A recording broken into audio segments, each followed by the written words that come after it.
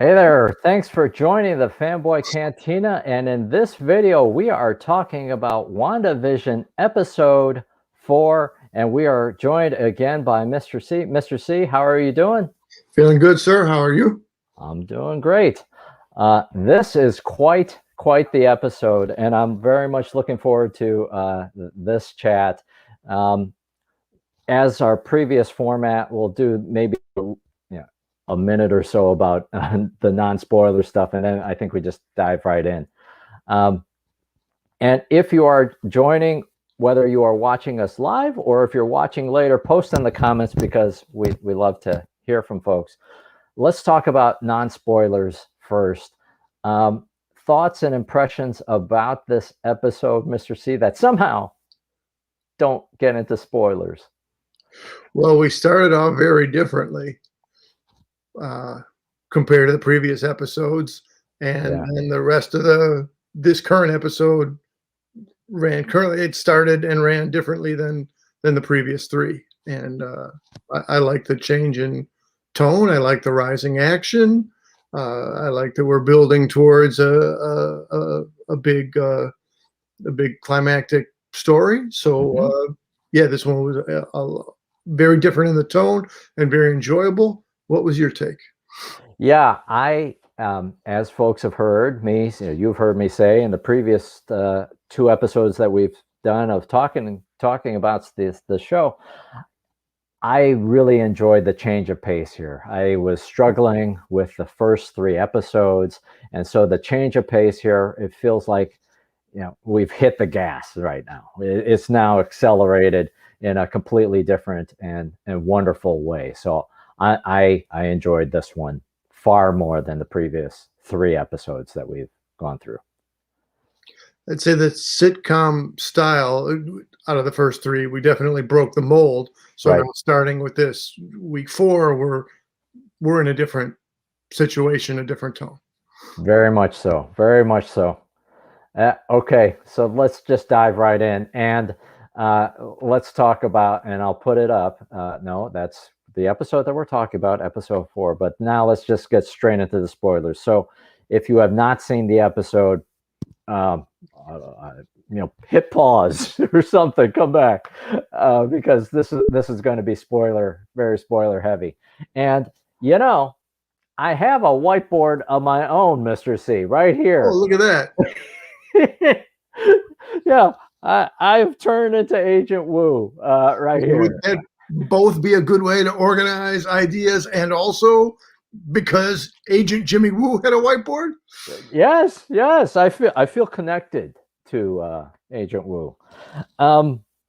So right off the bat, the episode dives right into something that we have not seen anywhere really in the MCU, which is the aftermath of Endgame. And the blip has happened, and I hate that word, right? But people are back, and the reality of it, of people rematerializing, had to be traumatic and shocking. Where Monica wakes up. I guess she took a nap next to her mother when she was undergoing cancer treatment. But the reality of the blip and what it meant to come back again, yeah, that's something that I was excited. Well, I didn't know if we would ever see, and so I was excited to see it. But if there's a thing that I have wondered about and still wonder about, if you rematerialize, what if somebody moved that chair like 2 inches forward? Would she have rematerialized in the chair? Is it like Nightcrawler, where if you can't see where you're going and you bamf into a file cabinet or something? How does that work? That seems very dangerous.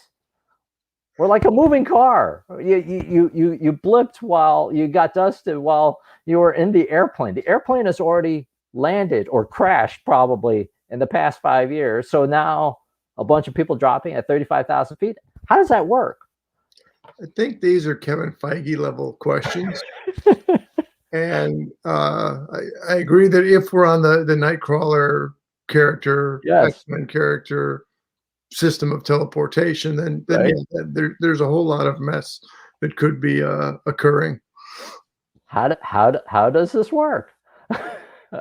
um, so, any other things that you thought about the blip or people Well, rematerializing? in addition to only speculating and not having answers for these questions, my co-occurring question to this is, Uh-huh.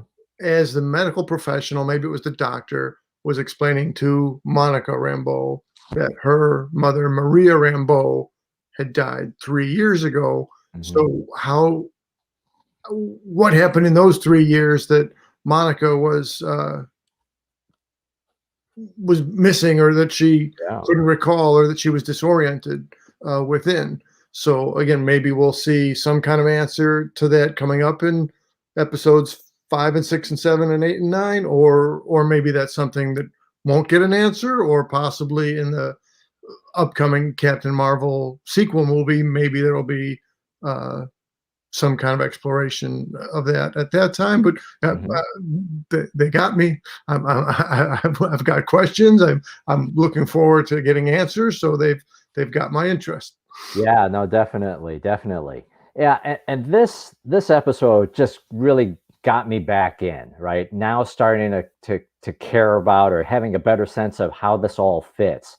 And I had questions in the previous episodes of what time is this? Is this after Endgame or how far after Endgame? And now we know it's now not that long after Endgame. It's only been 3 weeks since the events of Endgame. So the blip has happened. I would imagine that there's global upheaval. I mean, celebrations that we see in Endgame, right, of everybody coming back again. But man alive, it would be a tremendous global thing that's happening. And yet, Monica goes back to work 3 weeks later. Her mother she's learned that her mother has died. All of this is happening. And if there was a staging thing that kind of made me scratch my head, it's just like she's going back to work, or it's just another office building. Shouldn't it be like really, really busy at Sword uh, at this point? I mean, kind of a Omega level, Avengers level event. Yeah. Anyways, Sword should have a decent amount of traffic. Yep, it should. Sword should be a little bit busier, and so maybe that gets us to talking about Sword. I was sad that when in the very beginning we learned that Maria Rambeau has passed away due to cancer. So when we see that plaque at Sword, I'm sad that we may not see her again. I loved I think LaShawn Lynch is the actress's name. I love that character in Captain Marvel. Um, but so is she coming back? Do we know if she's coming back in Captain Marvel 2? Has that been revealed? The actress? Again, I have no inside knowledge. Yeah. I can speculate that if she were to come back, then it would be a flashback or a memory type of situation. I think that would be fitting. I don't know if she'll be at full force ghost, but there could be a similarity to Obi-Wan Kenobi coming back and Right. communicating. Right. And we learned that her call sign is Photon. I guess that was on the plane back in Captain Marvel 2. I had just read that, but you see it on the plaque. She goes by Photon. Um, with Sword now, we have a better understanding of the organization, and it seems like space travel is a common thing. It's been going on for a long time. Maria Rambeau stood up this agency, and it's kind of awesome that Agent Carter, Peggy Carter, started Shield, or she was one of the key architects of Shield, and here we have Maria Rambeau leading the way with Sword. But space travel seems to be a regular thing, and we just haven't been aware of it. We haven't seen it in the MCU. We'll get some real life Area 51 elements that are interpreted into this fictional universe. So yeah, I mean, I would say in the comics and the handbooks, they used to use the some kind of terminology about not known to the general population or the public at large. So similarly, I'm going to just guess that most people don't know that the character of Star-Lord got plucked up by Yondu and his crew at that time. So I guess with the right Shield agency clearance, security clearance level, you can have access to this information, but anybody on the lower ranks of Shield or the civilian population just doesn't get to know the backstory for all this stuff. Nice callback. I think Coulson is level 8, right, or 7 or 8. Then they changed over to some other kind of thing to take it off of the numbers, and I couldn't really follow that because I had just always known of the numbers. So yeah. So I wondered. So if we've got Sword, if the Earth, if the planet has Sword, where the heck were they when the Avengers were battling Thanos? I mean, big spaceship comes down from the sky. Where the heck is Sword? Were they defunct for the past 5 years? The director says he's acting director. So I don't know what were they doing for that entire span of time, but where the heck was Sword? What have you done for me lately? You got them. You have them painted into the corner, and they owe a clear-cut explanation of what is what. You have one job. It's in your name. About the sentient weapons. Yeah. This would have been the time to show up, right? So from the atmosphere down, this is all Shield. From space up, that's all you guys, Sword. So you had one job. You had one job. But I wonder then, is this going to be the entry point then for the Eternals? Because I assume we're going back into, I don't know much about what the Eternals is about, but it's a space movie, right? Or it's happening in some other dimension or somewhere in space. So could this be a tie-in then to the Eternals, or could it be an entry point to the Fantastic Four? I am not versed in the Fantastic Four universe. I've only seen two iterations of it in cinema. One was a hot mess, and the other was fine at the time. But in the fine at the time one, the Jessica Alba and the chickless version, they go out into space, and that's where the powers come from. So could this be a Fantastic Four entry point? Could be, yes. Definitive. Again, the Magic 8 Ball won't give us a definitive yes or no on these things. But again, in Feige we trust, but then also in Feige we sus, or we should be suspicious, because this guy is laying down groundwork for all kinds of things, and then that's here's the setup, here's the reveal, here's the setup, here's the reveal. So I wouldn't. We can more safely say there is some setup material here for the Doctor Strange movie, and very clearly those dots will be connected as we go. I wouldn't put it past them to have Eternals and or Fantastic Four and X-Men set up coming from what we're looking at right now. No, definitely. So more of the substance of the episode.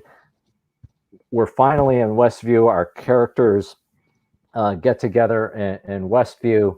There's this weird phenomenon happening. Our first person that we meet, though, is Agent Wu, and he does that magic trick from which he's trying to learn in Ant-Man and the Wasp.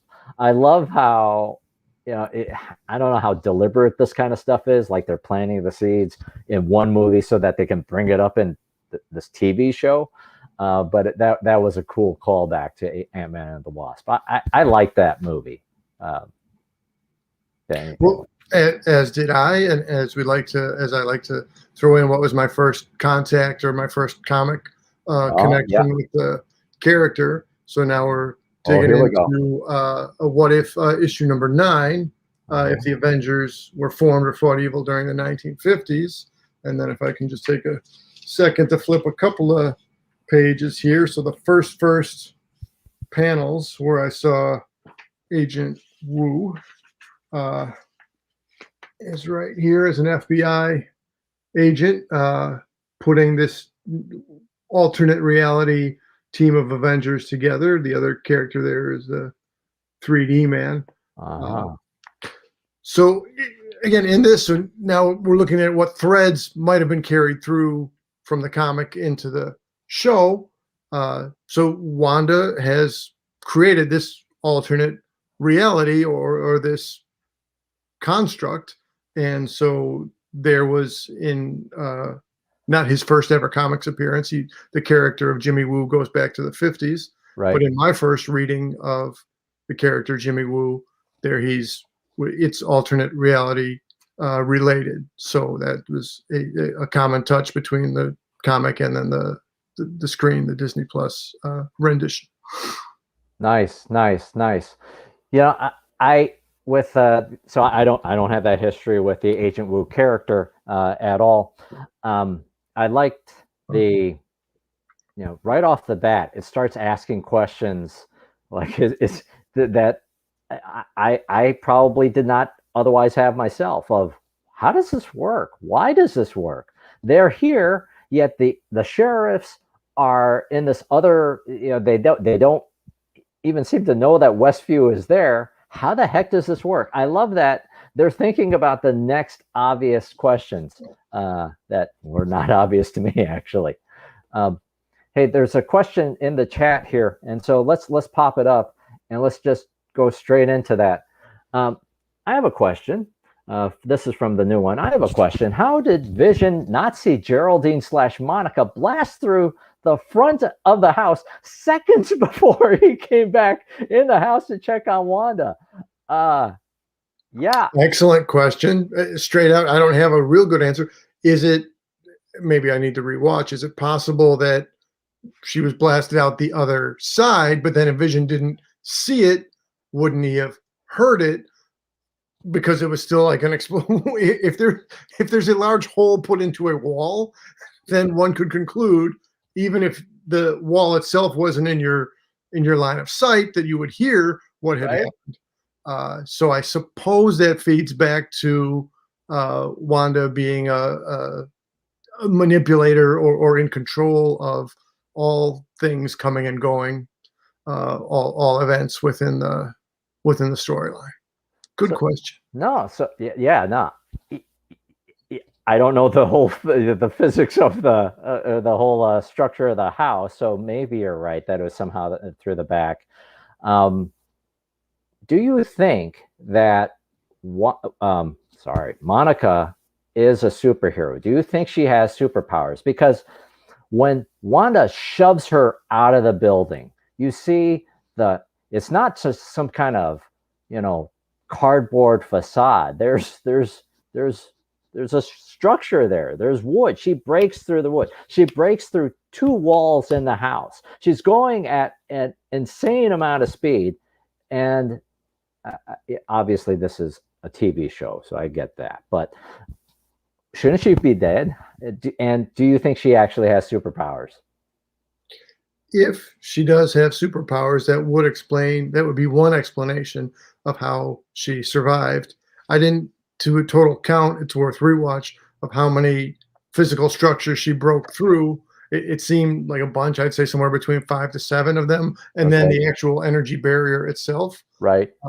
And she was definitely rattled, phased, wind knocked out of her, in need of recovery. There was all that presentation that she had. Mm-hmm. But again, if the fact that she survived all those impacts, that could either mean that Wanda somehow, as forceful as it was still a controlled amount of force, or that she did some manner of a protective shield around her, or it could straight out be that Wanda didn't do any of those things, and we're looking at a superpowered sword agent.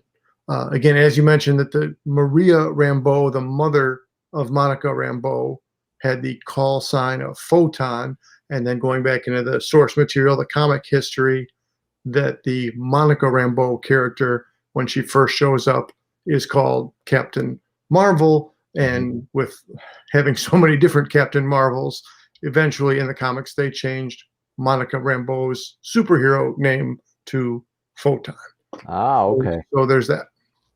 Yeah, this is your strong suit. I am less versed than, barely at all versed in the comic. So that's cool. That's definitely cool. I want to ask one thing, because you and I were texting about it beforehand. The reason why Agent Wu is in Westview is because of a missing person. That's explained at the very beginning. It's a missing person thing. That's why they want this drone and why Monica goes out there. I wondered, is the missing person Wanda? But I don't think it is, because rewatching the episode, it's a he. It's a him. Those pronouns are used. It's not, they or something ambiguous, or she. It's a he. So I have to imagine that it's somebody else. I wonder if that may be planting a big bad or some other character that he was looking for. I don't know. And I know that the Scarlet Witch universe, or the Scarlet Witch and Vision universe, is large. I'm not versed in it, but I think that may be planting something. Yeah. All I can do is agree. It's definitely planning something. And originally I figured Wanda was the missing person, but as you're saying it, putting it in context of the rest of the script and the rest of the evidence, who will the missing person be? I don't know. And so, though, again, looking at my whiteboard here, because I'm going to just go all in on Agent Wu action here. Oh yeah, just the passage of time again. It's just 3 weeks from the events of Endgame to today, and it's shocking in that. I was talking with a friend of mine about something that was personal going on in their life, and you wonder about how you'll react in a certain situation, and you'd like to think that, well, I'll be springing back to normal, or I'll be back to my normal self if I were to go through some kind of situation, but you don't know how you're going to react.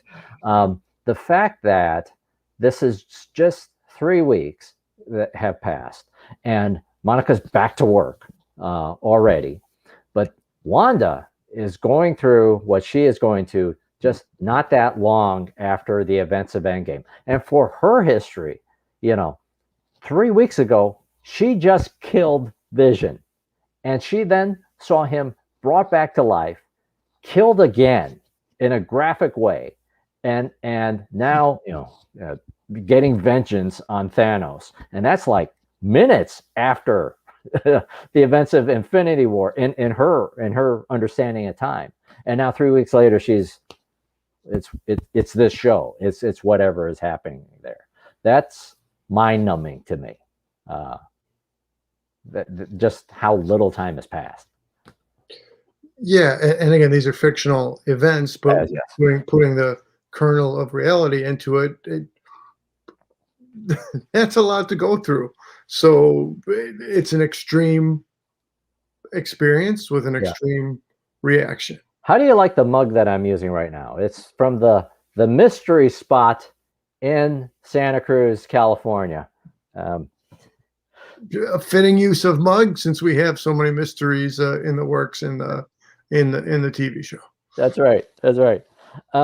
So let's talk about anything else you want to talk about with Agent Wu before we move to Dr. Lewis.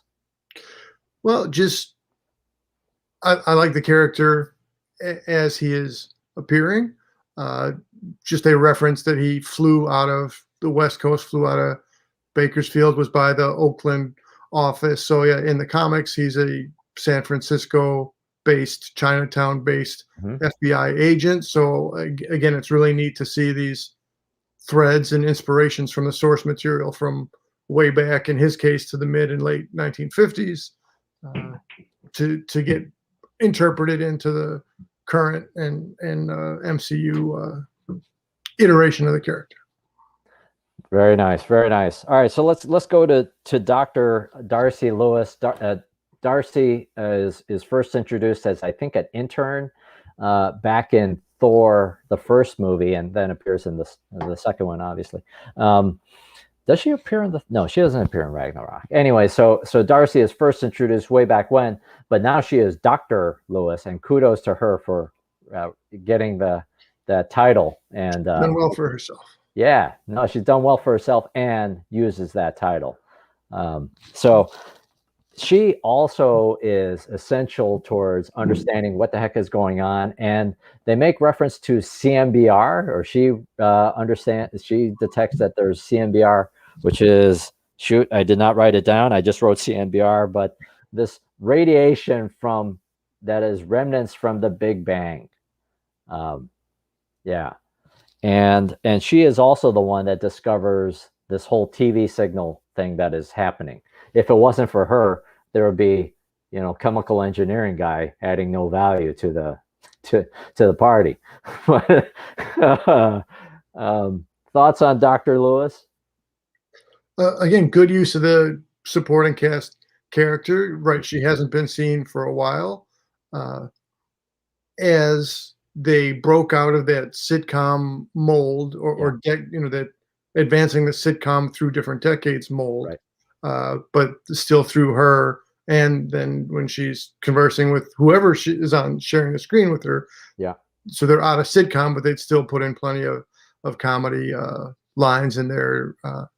So good, she was well written, well acted, well utilized. Yeah, no, I think that's right.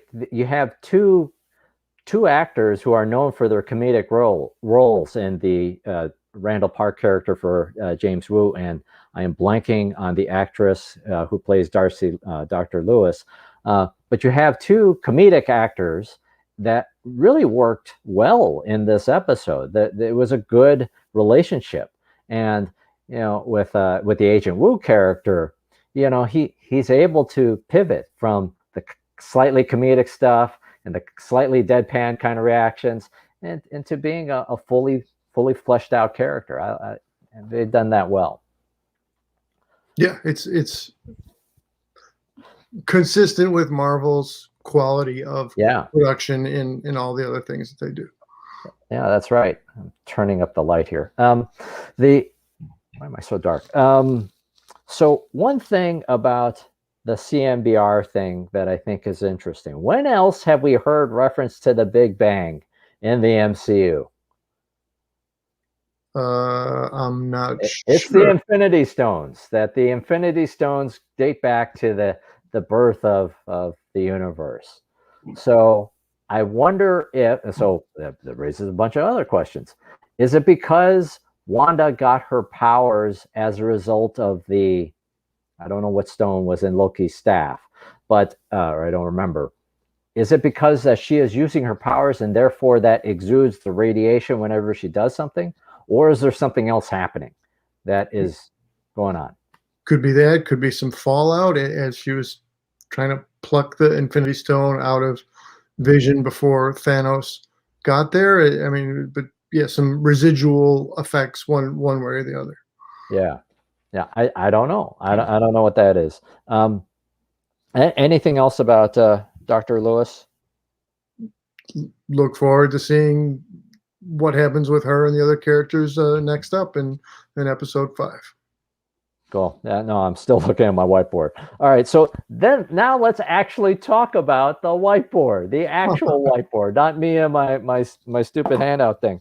And I'm gonna flip up a picture here if I could, because I loved that Agent Woo is doing what we are doing right now. Asking all of these questions. Why the hexagonal shape? Why sitcoms?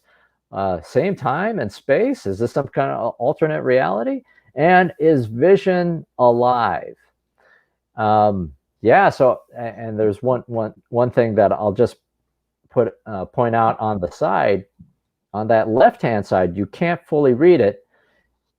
It's triangulated Westview. It's a 5-mile radius. I don't know what the unknown thing is. And I assume that says who's behind this? Skrulls? Question mark? That's interesting. So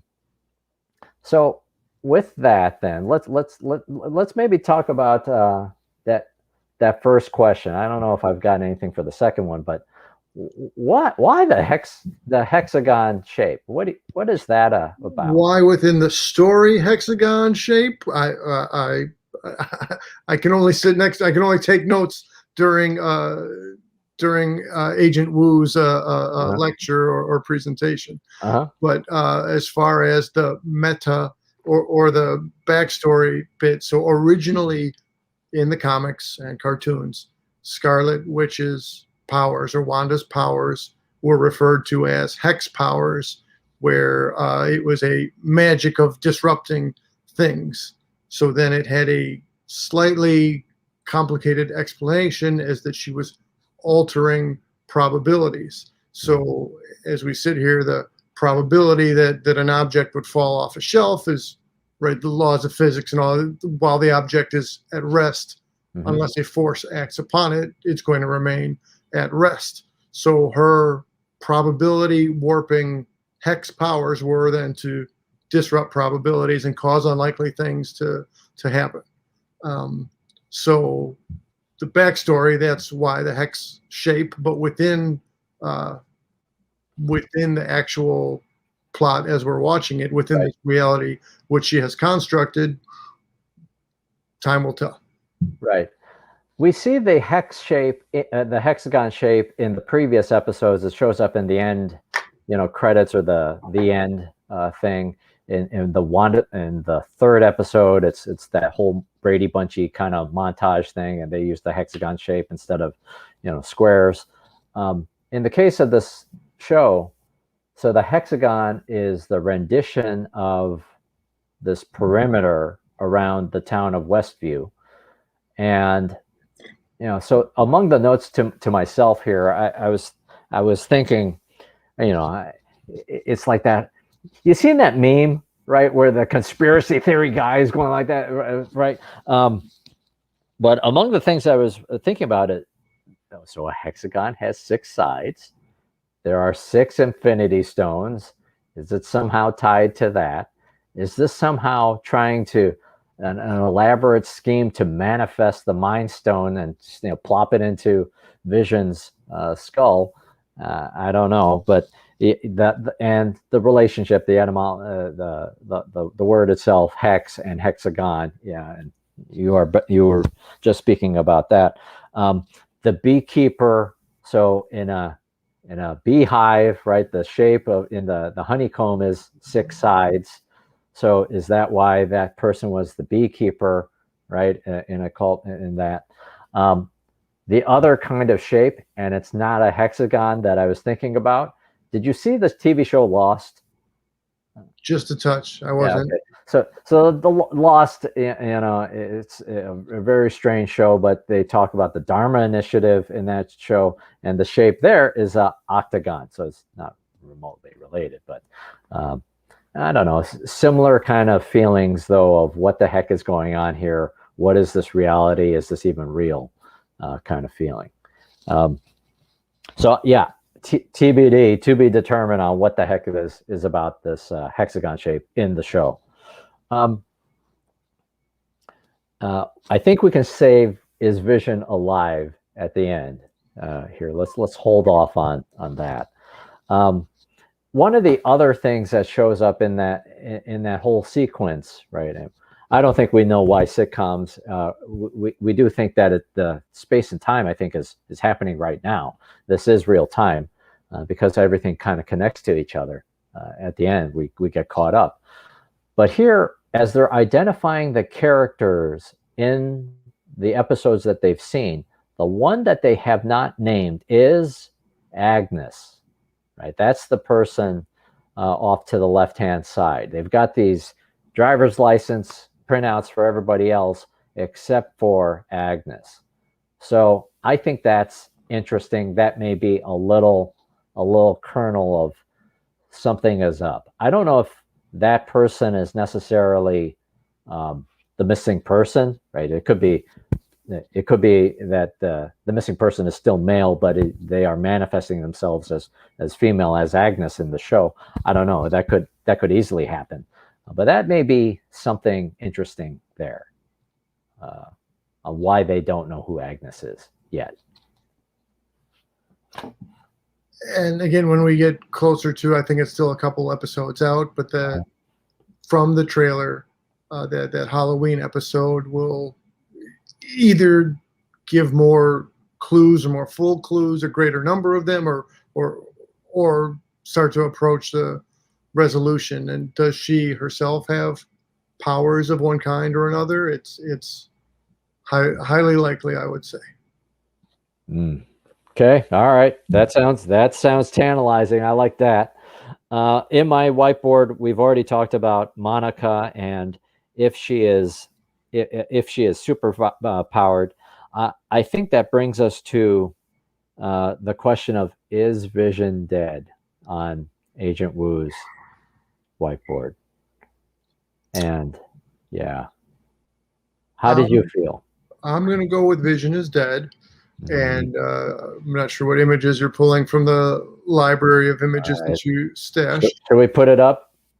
This was the singular most scary and disturbing thing. So whereas I had previously commented on the push and pull, or the cause discomfort and then break to comedy relief, the repetition of that cycle, but now this is full on. This is some Twilight Zone level, some horror influenced zombie-ish level stuff. But it would appear that Wanda is then animating or making somewhat alive the synthezoid body of Vision. That's some creepy stuff. As we had mentioned earlier, trauma, an extreme response to an extreme situation. Right. So that seems to be what she's having. But boy, oh boy, of the entire series so far, that was however many seconds of screen time that had. That's the singular most uncomfortable part of the show for me to look at yet. Oh yeah. When that happened, it was jarring. I didn't leap in my sofa, but man, that packed a wallop. I did not expect to see that. And then it raises all types of other questions. So, maybe as a comment about the overall episode, it revealed so much. All of the questions that you had in the previous 3 episodes of what the heck is going on. Okay, we get confirmation that that's Agent Wu's voice in the radio. We get a better understanding of who the beekeeper is. Okay, we now see Sword, right? And so if you weren't thinking about that beforehand, now we are. So it answered so much, but then it leaves so many questions, or brings up brand new questions. And with this, the whole question of whether Vision is dead, we know. I'll put it up again.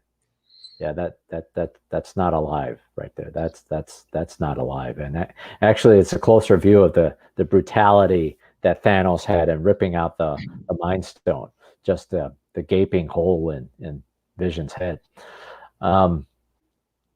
Yeah, and as you think about how people will react in a certain situation, as you were saying, I'm pretty sure that after a loved one dies, whoever that is, you probably don't use their corpse as a puppet and engage with it. It's like next level creepy for me. It's really creepy.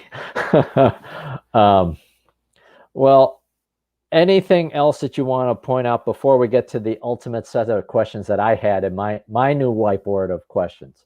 Well, let's dive into the Jimmy Woo whiteboard, FBC Fanboy Cantina whiteboard questions, and here we go. So my question is everyone dead? Do you think everyone is dead in this reality? Because there's that moment where Herb says, well, we're all, and the doctor says, how nobody escapes. So do you think they're all dead? Do you think they're being manipulated? What do you think is happening? Yeah. There are 3,800 people in the town of Westview. I That would think be a lot of dead. that is terrifying then, right? Or at least that's on the sign outside of Westview. I wonder if right, that's the population sign. So if that carries through, if that follows through, then yes, that is and if they're all dead there, then that would be the number of dead or partial, maybe some of them are, some of them aren't. So they could be, figments, they could be constructs of Wanda's mind to establish this reality in which she's consoling herself. They could be dead. They could have been, maybe it has something to do with the blip and those who got dusted and those who didn't get That's interesting. dusted. Again, more questions than answers. So these are the questions worth asking. This is the investigation Agent Wu followed through on. I don't think they're dead. I think they are being manipulated. I do think they are trapped, and they know that they are trapped and confined. To have a character that went from being the villain to the hero, to one of the strongest Avengers, to being a mass murderer, I don't think that that would be a really risky take or extraordinary take for the MCU to go down that route, right? It's like Anakin killing the younglings. It's like, whoa. Off screen. Off screen. That's true. But I don't think they would have gone. Who knows? They could go really dark with that. I mean, we just saw Vision being paraded around like that. I don't know about that. Do you think it's all Wanda, just like Monica says? See that right? Again, that could be a misdirect, or it could be a red herring territory. It could be a direct to the point. Hey, everybody, this is what is. And so, as again, we know from the trailers, there is a bigger battle coming, or there's a defend our home perspective that Wanda and Vision are going to take. So I just guesswork. I'm going to go, yeah, it's Wanda. I mean, there may be some, but again, her kids. So there's a devil in the details, or there's the possibility that there's a hidden evil influence on her. So I can't see. So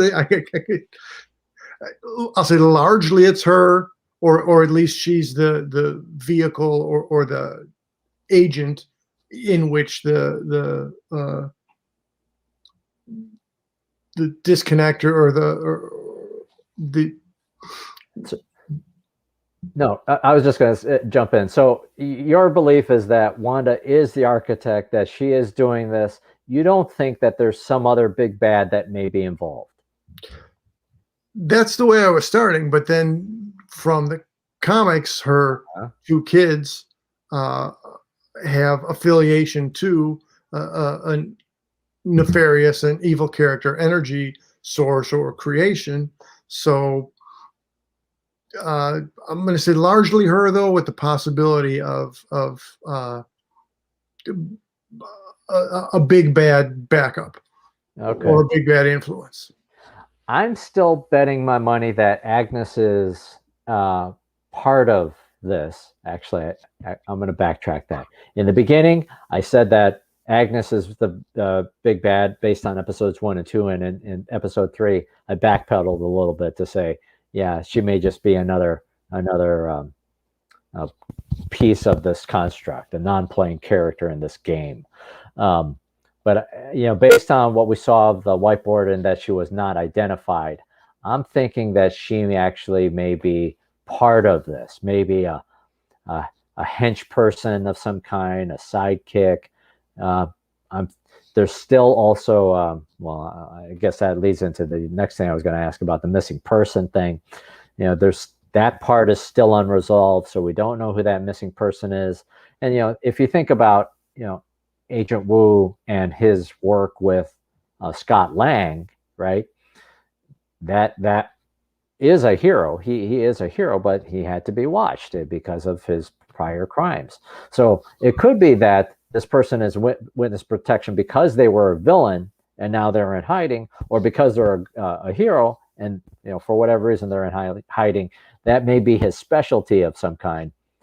I wonder if the missing person may actually be a villain, and Agnes is also a villain. That's my present hypothesis.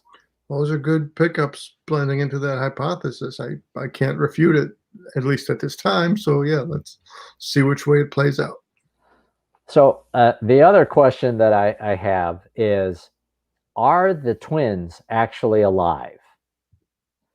Because so we don't know the full extent of what reality bending powers can do in the MCU. What's the full extent of that? Can you actually bring life in this in this reality in this MCU universe? Can you do that?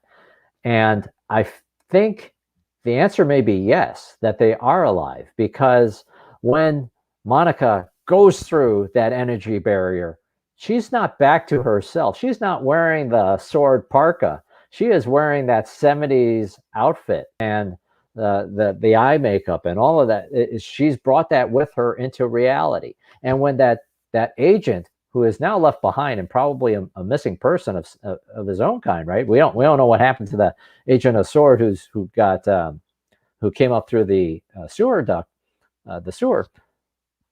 When they wind back that cord, that cable, it has transformed. The end of it has transformed into a jump rope, which is what happened in that alternate reality. So that alternate reality, when brought across, is reality. Which would then imply that here are two twins, that they would have actual physical, corporeal bodies, that they would exist. All right, I'm on board. I mean, if they're able to somehow take the twins to the other side of this, of that energy barrier, whatever that is, yeah, I think they do exist. They are infants here. So if this is some kind of way to get to, the MCU and again the Young Avengers, it's going to be kind of hard to do.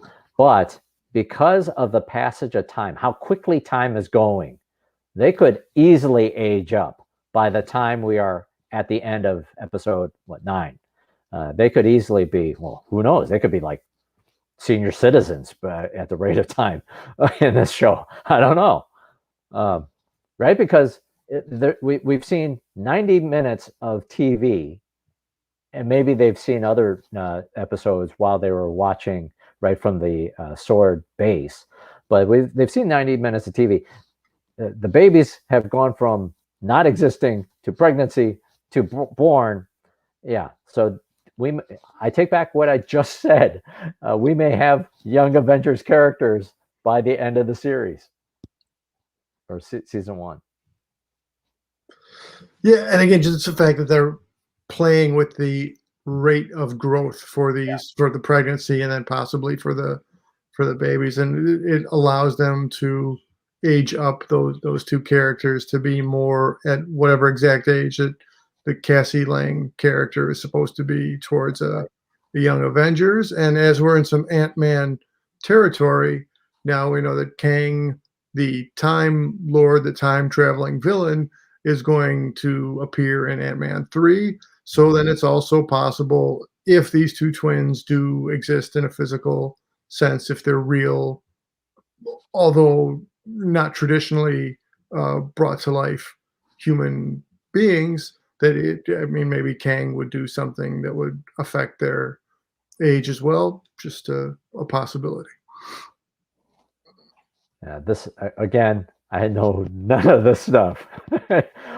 I know none of this stuff, so that's cool. What other question? Any questions that you have as we wrap up episode 4? Well, so the same thing. It appears that Vision is dead, but then how specifically?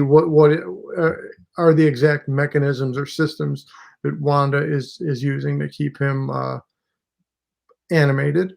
Mhm. Uh, what will we see the Monica Rambeau character have powers or not have powers? Uh, what will be the next threads that Jimmy Woo will follow for the investigation, and then also just for Wanda, like what what is going on for her as they do more reveal or peel away more layers for both Wanda and for Vision. Like, is Vision going to become self-aware at some point that he is a re-energized or reanimated, but he's actually dead, or just for Wanda, like, is she going to start to think out loud more and reveal what her motivations are, or to more clearly articulate what her apparent motivations are? So yeah, again, going from the first 3 episodes into this one, we've definitely shifted tone and shifted strategy, so that I have a bunch of good questions. And is it next Friday yet? Can we tune in yet for the next episode? They got me on the hook. Yeah, How yeah. about you? What are your curiosities? Well, I like again the you bring up the why. Why is Wanda doing this? Is it truly just that, not to discount it, that she is truly traumatized and is trying to live a fantasy life that she cannot have with Vision? I watched Dan Murrell's take on episode 4, and I'll bring up something. And I don't have the full image here, but from this episode, right? So you see the town and how it is laid out. And that image for him reminded him of what we see in Infinity War, where Shuri is trying to take the stone out, right? So could it be something about rewiring Vision's circuitry? Could that then also tie with the radiation, the energy that is being built out? Could it be an elaborate way to bring Vision back to life in reality, not in this other world? Um, I don't know. I do feel like, because when, all right, I'm just going to be a jerk and show it again. When this happens, um, there is that there is that conversation between the two, between Vision and Wanda, about this, and we can go anywhere we want. We can leave, and she says no, we can't. So This is our home. this is our home. This is that despondent tone, that depressed tone, the sense of loss that you hear in her voice. I don't think it is trying. I don't think she's trying to reanimate Vision. She is trying to cope. He is dead. I think that's what's happening. I don't think it's the trying to reanimate thing. At least that's my theory for now. All right. Well, any last thoughts before we wrap up? I'm good. Wow, I really liked this episode. Looking at Twitter, I know there are people who did not like the episode, and I think it's that split between people who really loved the first 3 episodes and the vibe and tone, and then just not liking the shift, or other folks who didn't like it and now they love it. So I'm sure there's a universe of people who universally love it and universally hate it too. But I love the tonal shift. This is what I needed. I did not enjoy as much. Now, having gotten to this episode, couldn't they have fast forwarded through the first 3 episodes? I mean, it's a lot of bringing us into the looking glass and understanding that world to finally get to this point of what does it all mean. In terms of storytelling, that seems a little bit slow to me. That's not that it wasn't worthwhile, and I'm obviously still going to watch the remainder of the series. But yeah, I really liked the shift. I was struggling with the first 3 episodes. I probably am going to struggle through the sitcom feel that we will see in the back half of this, but I'm still in. Maybe we're just looking at that Kevin Feige really was one of the interviews I saw of him, he explained how much of a fan he was of the classic shows, which he said he viewed through Nick at Night off Nickelodeon. So it could be we're looking at that. Again, I was in a different camp than were you. If they had only done sitcom tributes for all 9 episodes, I was definitely, for the first 3, I was on board with it. So I may well have been on board with it for all 9. It's possible that come episode 7, 8, and 9, we'll see some kind of further justification or further, a retread or a connecting of why exactly were those first 3 episodes, why did they go the way that they went, or not. But either way, so here we're coming to the middle. We're at 4, we're approaching 5, and I'm looking forward to it. Me too. Well, thanks everybody for watching, and thanks for the questions. And if you're just watching after the fact, still post in the comments, because we love to have a discussion with you all and talk about theories. That's fun to do. Thank you, Mr. C. Always a pleasure. We'll do this again next week. For sure. That was great to have a question come in. We encourage the questions. I appreciated trying to think on the spot of how to answer the question. See you next week, everybody. All right. Well, as always, thank you for watching, and please take a moment to like, share, and subscribe. This has been the Fanboy Cantina. Take care. Thanks a lot.